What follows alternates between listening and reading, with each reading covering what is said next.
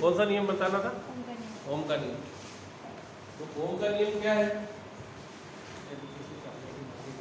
देखो ओम का नियम पहले यहाँ से वो सारे प्रश्न भी हो जाएंगे इसी के साथ।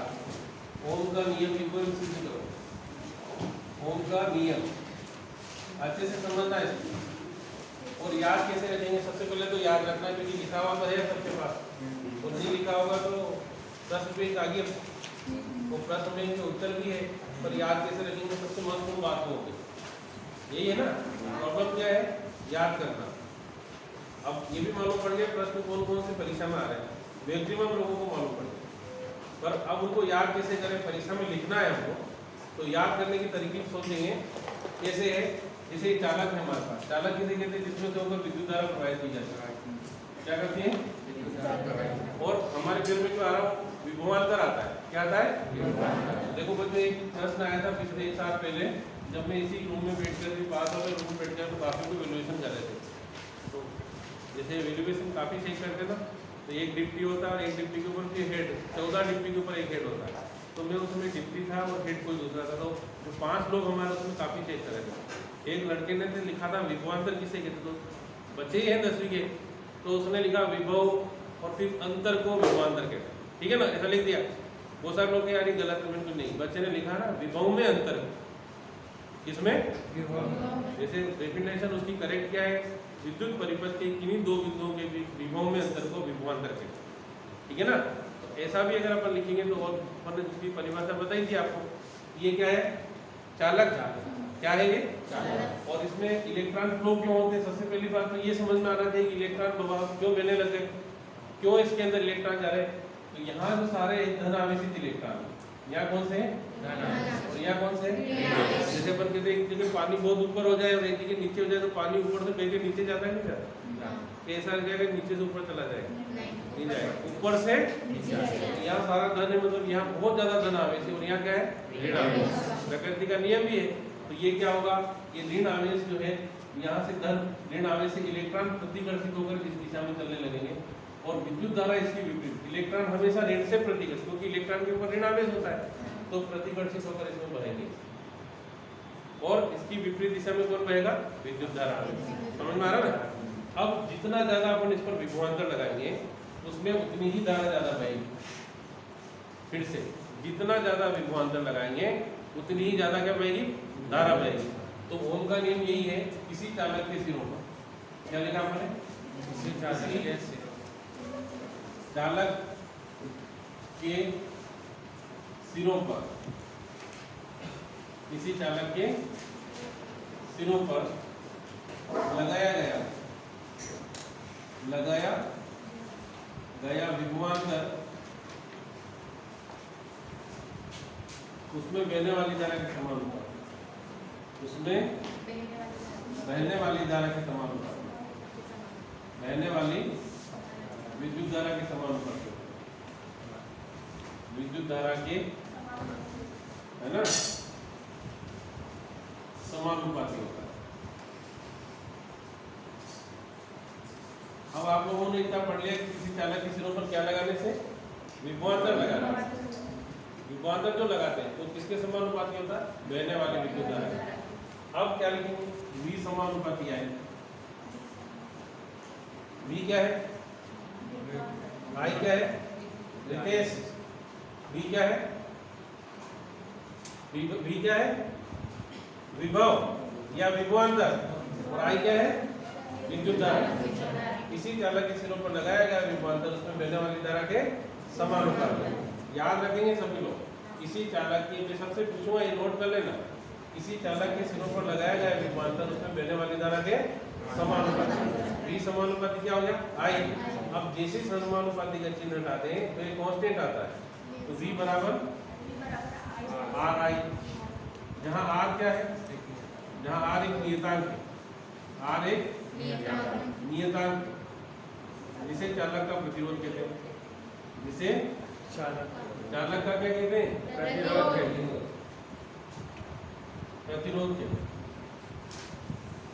ठीक है ना। ये किसका नियम है अपने? ओम का नियम। नहीं समझ में आया? कंप्लीट। अगला प्रश्न है प्रतिरोध किसे कहते हैं। अगला लिखो, प्रतिरोध किसे कहते हैं, प्रभावित करने वाले कारक। बहुत अच्छे से इंपॉर्टेंट प्रश्न भी है और तुम्हारी प्रश्न में भी दे रखा है, तो देखो कैसे याद करेंगे। प्रतिरोध किसे कहते हैं, इसे प्रभावित करने वाले कारक कौन कौन से। प्रश्न क्लियर। प्रतिरोध किसे कहते हैं, क्या लिखा आपने, प्रतिरोध किसे कहते हैं, इसे कहते हैं, इसे प्रभावित करने वाले कारक कौन कौन से, इसे प्रभावित करने वाले कारक कौन कौन से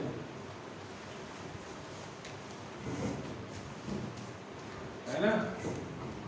अब बताओ, प्रतिरोध की बात कर रहे हैं अपन, ठीक है ना। जैसे अपन पढ़ाई करते रहते हैं तो पढ़ाई करने के लिए बहुत सारे ऐसे तत्व रहते हैं जो अपनी पढ़ाई को इफेक्ट कर देते हैं। कौन करता है, टीवी, मोबाइल, दोस्त, ये सब अपने प्रतिरोध है। ये सब अपनी पढ़ाई की क्या है, प्रतिरोध। जो काम में रुकावट डाल दे, जो बाधा डाल दे, उसको अपन क्या कहेंगे, है ना। ये दोनों लड़कियां तुम ऑनलाइन दिख रहे हो और मैं तुम्हारा नाम लूंगा ना, सब लोग सुनेंगे, पूरे मंसूर वाले सुनेंगे कि देखो उन लड़कियों के नाम सामने, जैसे रितेश का नाम सब जान लेंगे, इसका फोटो भी डालेंगे वो वीडियो में लास्ट, है ना रितेश। तो क्या बताया मैंने, जो कोई भी बाधा डालते हैं उसको क्या बोलते हैं, प्रतिरोध। किसे कहते हैं प्रतिरोध, विद्युत धारा प्रवाह के मार्ग में डाली गई रुकावट को चालक का लिखो। किसी चालक में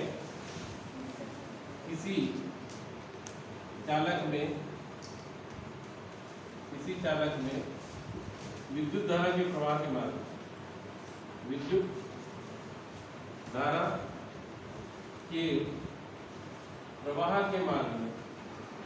प्रवाह के मार्ग में डाली गई रुकावट, किसको, डाली गई रुकावट को तो क्या कहते हैं, चालक का प्रतिरोध कहते हैं।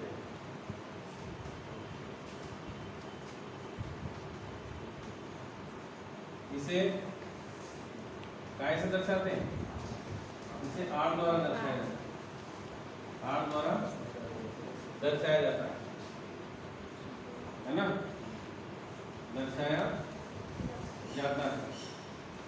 फिर आगे क्या, इसका मात्रक क्या है, इसका मात्रक कौन, ऐसे या तो ऐसे लिखो या हिंदी में लिखो, दोनों में से कोई सा भी लिखो, ठीक है। अब इसे प्रभावित करने वाले, प्रतिरोध को प्रभावित करने वाले, इधर समझना, प्रतिरोध को क्या करने वाले कारक, प्रभावित करने वाले कारक,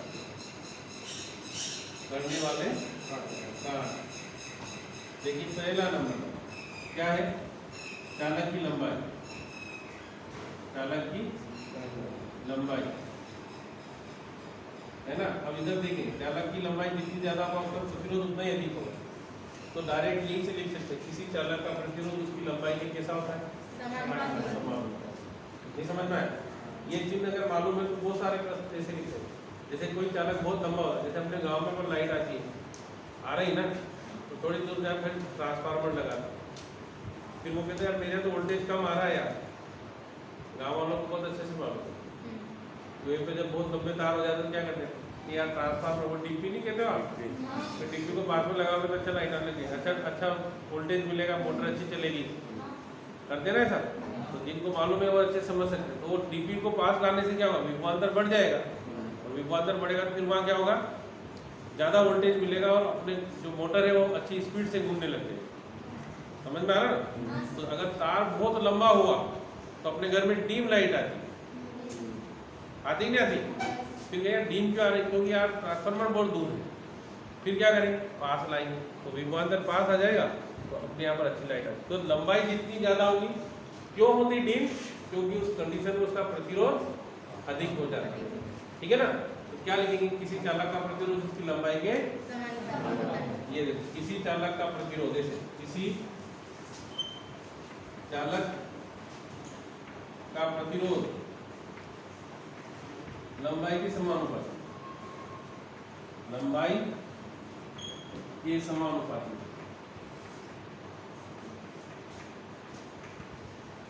समझ में आ रहा? किसी चालक का प्रतिरोध उसकी लंबाई के दूसरा, आपने देखा होगा कि जो अपने लाइन के तार हैं, जो गांव में अपन हम पोल पर खींचे रहते हैं, मोटे मोटे लेते, ऐसा क्यों ले पतला है? पतला ले लेंगे तो क्या होगा? धारा तो प्रवाहित बराबर ही होगा। आपने कभी सोचा क्यों सरकार इतना पैसा खर्च कर इतना मोटा तार लेकर, है ना? क्या इतना मोटा तार क्यों ले रहे हो? टूटे नहीं इसलिए, बांधेंगे, ढीला बांधेंगे कि टूटे। अरे भाई जो मोटे लोग होते हैं, मेरे को मत देखना, मैं वैसे बहुत दुबला हूँ। मेरी मम्मी कहती थी बेटा बहुत दुबला हो रहा, अब तो कोई नहीं कहता है, मम्मी कहती थी। मेरी वेट सही है, तो कई दिनों से कोशिश करता हूँ तो 100 ग्राम कम या 100 ग्राम ज़्यादा है। देखो कितना दुबला हूँ, है ना? तो मेरे जैसा दुबला होने के लिए बहुत कोशिश करना है ना? तो रोटी को एक तो रोटियाँ खाना पड़ती है। तो मोटे जो तार होते हैं उनका प्रतिरोध कम होता है। क्या बोला मैं? हाँ, मोटे तारों का प्रतिरोध और पतले तारों का प्रतिरोध। अब इतने अगर अपन उसमें विद्युत विभवांतर अगर 220 वोल्ट का विभवांतर पतले तार में लगा देंगे तो इसी जल जाएगा और उसका प्रतिरोध इतना ज़्यादा होगा कि उसमें बहुत जल्दी से आग लगेगी। तो मोटे तारों का प्रतिरोध क्या होता है? कम होता है। तो दूसरा क्या लिखेंगे? दूसरा नंबर चालक के क्षेत्रफल। मोटा और पतला क्षेत्रफल ही कहलाएगा ना? अरे मोटा और पतला क्षेत्रफल कहलाएगा, क्या कहलाएगा? जैसे ये तार है ना, ऐसा, तो आप कहोगे सर इसका क्षेत्रफल ज्यादा है और मैंने ऐसा बना, इसका क्षेत्रफल कम है। पतले का क्षेत्रफल, एकांक क्षेत्रफल कम होगा और मोटे का क्षेत्रफल। समझ में आता? मोटा आदमी ज्यादा सर्जरी बैठता है बस में, वो बस में मोटा आदमी बैठ जाए तो छोटे बच्चे को बिठाता पास में, मेरे जैसा बैठ जाता है, तो आ जाए यार, और दोनों मोटे बैठ जाए तो वो बस बोर्डिंग करना पड़े उस चीज़ का, है ना? वो तुम लोग तो क्या है, एक बेंच पे एक स्कूल पे एक ही बैठ जाओ। अभी किसी दूसरे स्कूल के बच्चे जो प्राइवेट के हो, क्या वो बहुत छोटे दुबले रहते हो? प्राइवेट स्कूल के बच्चे जैसे सेंट थॉमस, वात्सल, हमको तो क्या लिमिटेड खाना मिलता है इसलिए अपन दुबले। मैं भी 9th 10th में पढ़ता था, बिल्कुल ऐसा था, जोर से फूंक मारो तो स्कूल है ना? पर अब क्या वो धीरे धीरे हो गए बड़े, है ना? तो वो लोग देख लोगे आप उनको, तो वो उनके पैर भी कभी कभी दिखने में आते हैं, कैसे मोटे रहते हैं बेचारे। पिज्जा बर्गर खाते हैं, पिज्जा बर्गर खाने वाले दुबले थोड़ी हो सकते हैं, है ना? तो आप लोग बहुत दुबले हैं। और यदि इसमें इस जगह से बड़े बड़े बच्चों को बिठा दें तो एक स्टूल इतनी दूर दूर लगाना पड़ेगा। 20 बच्चे बैठे तो पूरा कमरा ऐसा हो जाए 100 बच्चे बैठे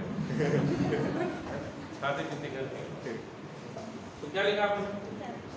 चालक के क्षेत्र। कैसे आएगा चालक? किसी चालक का प्रतिरोध, किसी चालक का प्रतिरोध उसके क्षेत्रफल पे,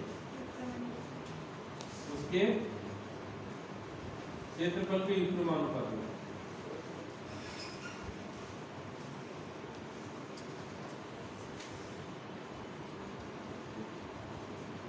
युग्मानुपाती होता है। R is proportional to 1/, ठीक है? R is proportional to 1/। अब फिर तीसरा क्या लिखेंगे? ताप पर। क्या लिखेंगे? ताप पर। ताप पर क्या लिखेंगे?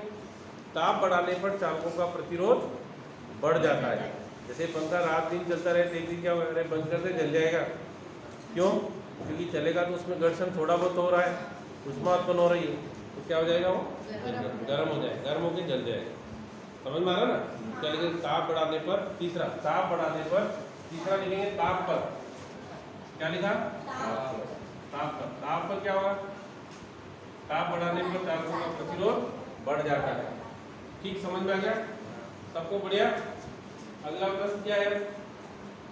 इसके बाद क्या आता है?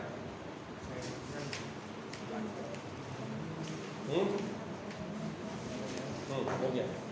अब प्रतिरोधों का संयोजन, प्रतिरोधों का दो प्रकार से संयोजन करते हैं। कौन कौन सा? एक तो श्रेणी और एक समांतर। देखो बच्चों इधर देखो, आप लिखें प्रतिरोधों के श्रेणी संयोजन में तुल्य प्रतिरोध का व्यंजक ज्ञात करो।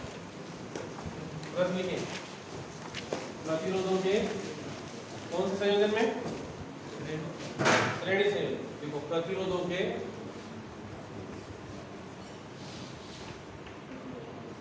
ये प्रश्न ऐसा है जो जब आप वहां जाएंगे, कहाँ पे? सुपर 100 की एग्जाम में, तो वहां जरूर इस पर प्रश्न आता है। सुपर 100 की परीक्षा दोगे ना आपको, उसमें जरूर ये प्रश्न पूछा जाएगा। तो प्रतिरोधों के कौन से संयोजन में? श्रेणी संयोजन। श्रेणी संयोजन में तुल्य प्रतिरोध का व्यंजक ज्ञात। तुल्य प्रतिरोध का क्या ज्ञात करो? व्यंजक ज्ञात करो। ठीक है, लिखा? अरे लिख लिया? अब देखो तुल्य श्रेणी संयोजन कैसे करें। पहले तो प्रतिरोध बनेगा कैसे? ये ऐसे। ये क्यों बनाते हैं ऐसे? क्योंकि किसी चीज को रोकता, अपने स्पीड ब्रेकर देखेंगे रोड पर, ऐसे बनाते ना, जहाँ पर धीरे धीरे निकालना और यहाँ धीरे निकलना, तो ऐसा। पहला ये R1 है, फिर श्रेणी में जोड़ेंगे तो दूसरा यहाँ जोड़ दिया, ये कौन सा हो गया? और एक और यहाँ जोड़ दिया R3। अब इन सबके सिरों पर अपन एक सेल लगा दिया ऐसे, तो इसका विभव होगा V। किताब में जो बना रखा है उसको थोड़ा सा मैंने जैसा बनाया ऐसा बना लो। यहाँ इसके सिरों पर V1 और इसके सिरों पर कितना V, और इसके सिरों पर कितना V। बस इसका पढ़ने के लिए एक चीज याद होना चाहिए, ओम का नियम। ओम का नियम क्या है? V बराबर है ना, कितना है V बराबर? अब देखो इसके सिरों पर विभव अलग होगा, धारा सब पर एक ही होगी क्योंकि दिशा एक ही धारा इसमें से, परंतु इनके सिरों पर विभवांतर कैसा हो जाएगा? अलग अलग हो जाएगा। ठीक है ना? कैसे लिखेंगे इसमें? स्टार्टिंग कैसे करें? चित्र तो बन गया। स्टार्टिंग कैसे करेंगे? यहाँ लिखें माना 3 प्रतिरोध। माना कितने प्रतिरोध? 3 प्रतिरोध।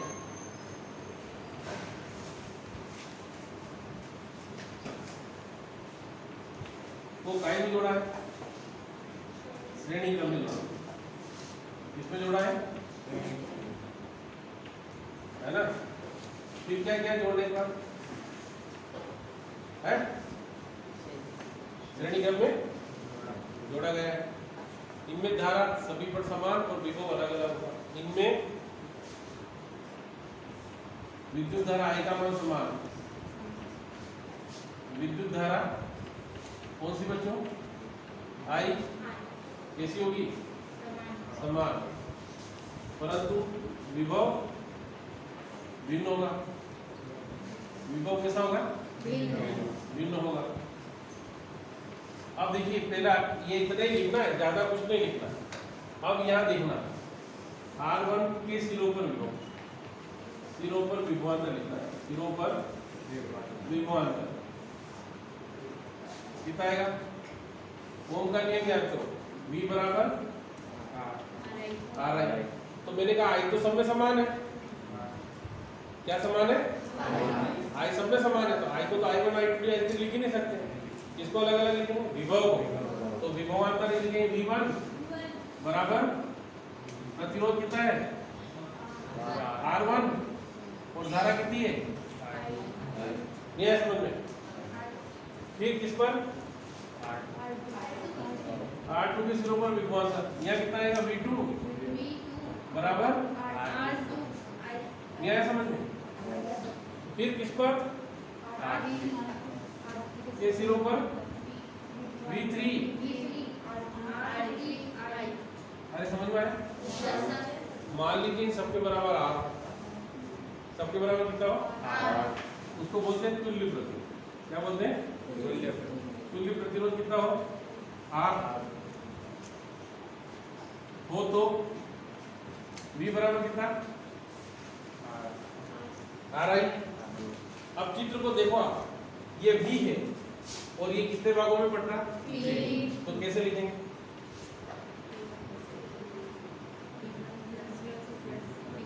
नहीं है?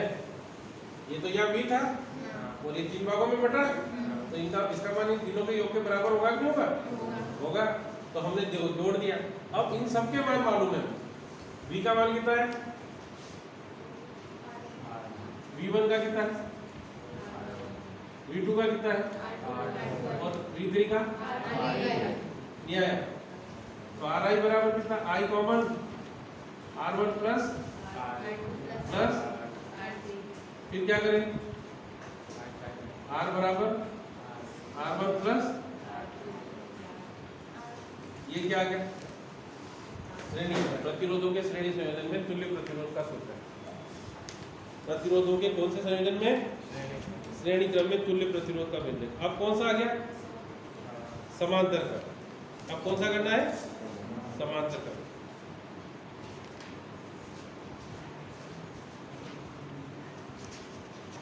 क्या बोलते हैं समांतर क्रम को? पार्श्ववाही क्रम। क्या बोलते हैं?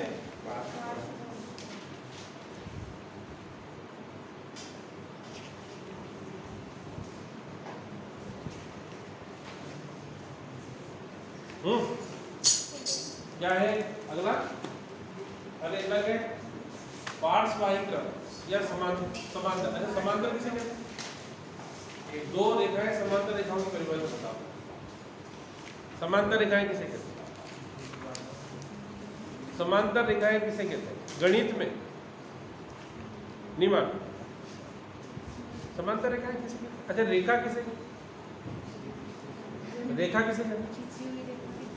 नहीं, मेरी क्लास में एक लड़की पढ़ती है जिसका नाम रेखा, उसको रेखा किरण वो तो मेरी फ्रेंड है।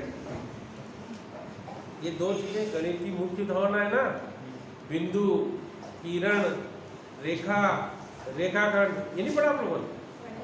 बताओ रेखा किसे कहते हैं? अच्छा, रेखा और किरण में क्या अंतर है? सर है ना, क्या किरण काली है और रेखा पूरी? दोनों मेरी फ्रेंड है। ऐसे बोलोगे? बताओ रेखा और किरण में क्या अंतर है? Very good. अच्छा, ये बताओ तुम इस चीज को सीखना चाहते हो, किरण और रेखा? है ना? बहुत अच्छी बात बताओ। आप कहोगे हाँ सर, अब भी भूलेंगे। अब तो आप कभी भी पूछोगे और बहुत अच्छे से आना चाहिए, क्योंकि हम साइंस में पढ़ते हैं और यदि अपन को किरण और रेखा ही नहीं मालूम है तो बहुत दुख होना चाहिए कि अरे यार यही मालूम नहीं, है ना?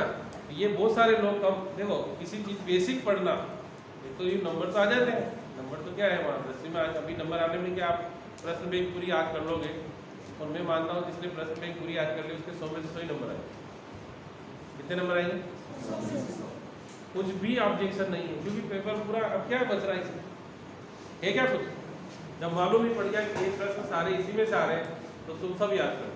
नहीं होगे तुमसे? हो जाएंगे, क्योंकि तुमसे तो हो जाएंगे, बाकी जो लोग नहीं कर पाएंगे उनकी क्या समस्या है। अब तो प्रश्न में आ गए हैं, है ना, और स्कूल भी 2 बजे से लग रहा है, तो तुम यहीं बैठ के याद करो, घर बैठ के याद करने की जरूरत बची नहीं।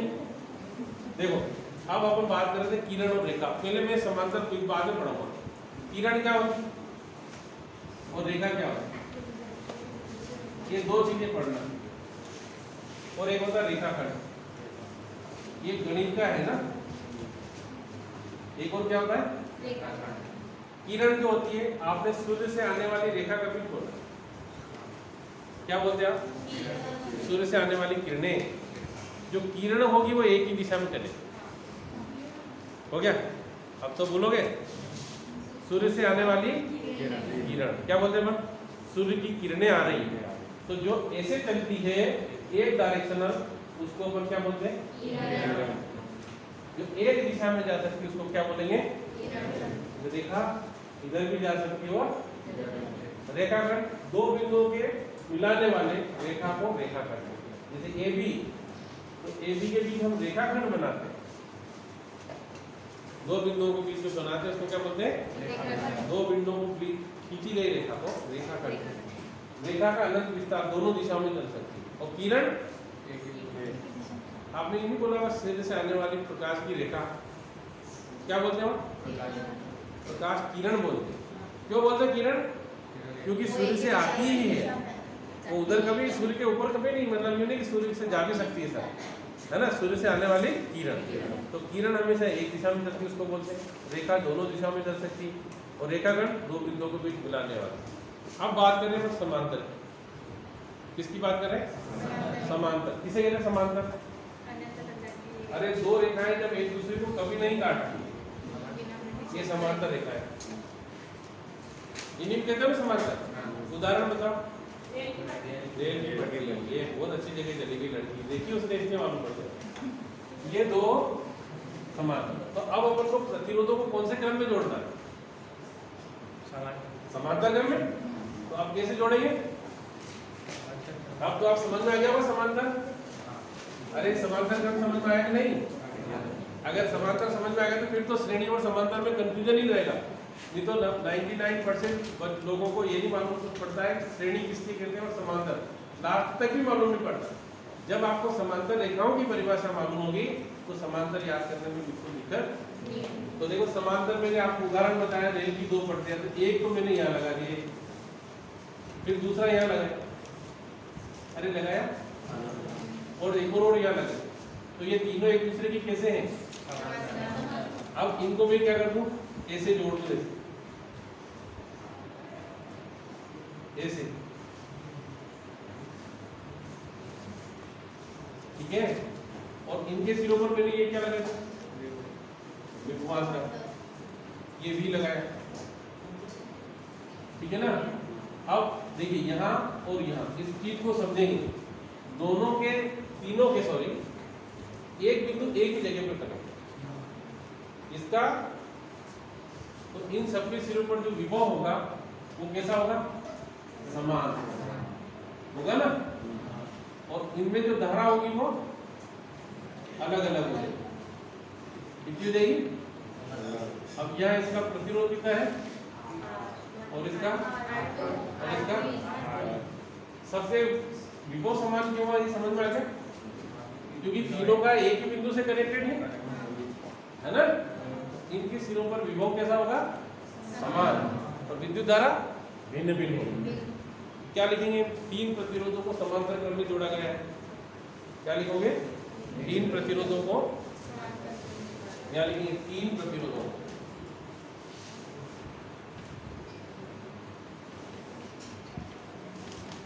किस क्रम में जोड़ा बच्चों? समांतर क्रम में।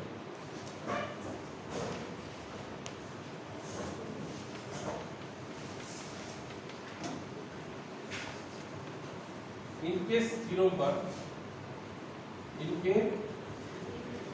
पर किसका मान? विभव का मान कैसा होगा? समान, तथा धारा का मान भिन्न भिन्न होगा। तथा धारा का मान कैसा होगा? मान भिन्न होगा। ठीक, समझ में आ गया? विभव का मान समान और धारा का मान जो भिन्न होता है उसको निकालते हैं, समान को थोड़ी निकालेंगे। जैसे पहले विभव भिन्न भिन्न था तो विभव निकाला, अब क्या निकालेंगे? धारा।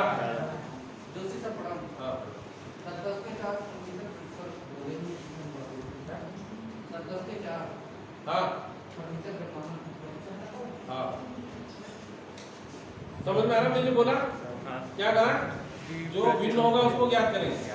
तो यहाँ देखो R1 में प्रवाहित धारा, अब देखो कैसे वो धारा निकालेंगे कहाँ से? ओम का नियम किसको याद है? हमको याद है V बराबर IR होता है। तो यहाँ I बराबर कितना? V बटा, अरे आएगा ना। तो विभव तो सब पर बराबर है, कौन कौन अलग है? धारा।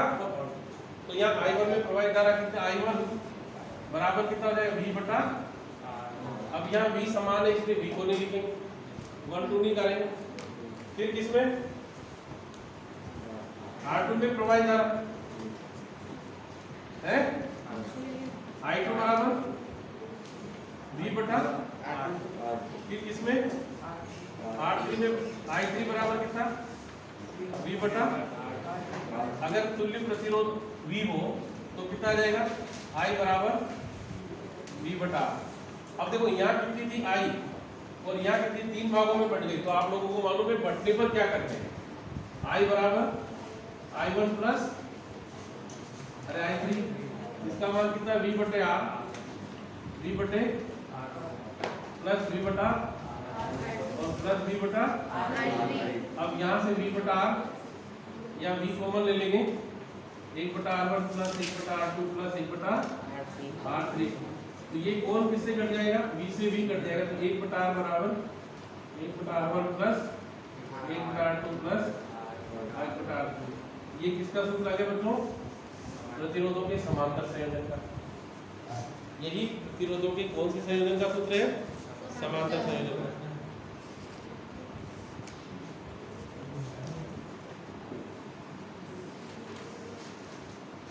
ठीक है, अगला टाइम भी देखना कितना होगा, क्या बजा 50। बस अब इसके बाद कल करें, कल मतलब मंडे को, है ना।